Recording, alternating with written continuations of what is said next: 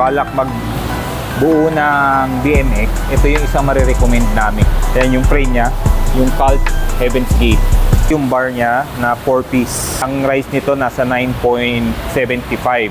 Itong grip naman niya, Cult din na Heaven's Gate. Sa stem naman ay naka 50mm siya na top load. Itong investment, naka tapered leg siya, full chromo, naka 18mm offset. Saddle niya, ito yung Tyson na eklat din, leather. Pivotal na naka eklat na torch, zero offset. Drivetrain, naka 3-piece tayo na Cult. Ayan.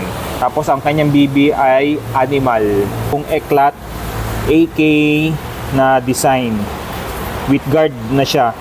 Set naman, ang gamit nating rim dito ay yung Cult na Match V2.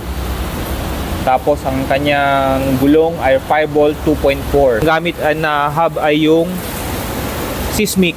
Bali yung rear hub niya, Seismic din. Ito yung naka TCS na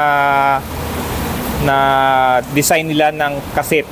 Kaya malutong siya. Yun yung technology nila na yung TCS, Toothed Coupling System.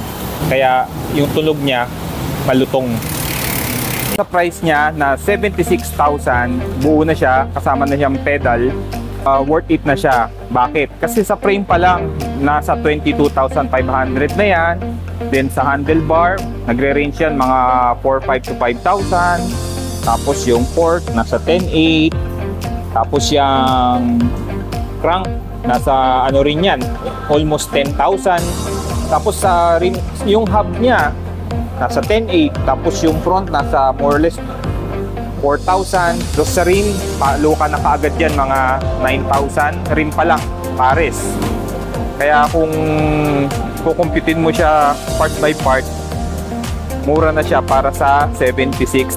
Kung sakali man meron ka pang i-adjust dyan, yan ay sa mga preferences na lang ng mga riders, like yung haba ng stem, yung rise din ng handlebar, or sa fork, yung mga offset. Basically, gano'n na lang.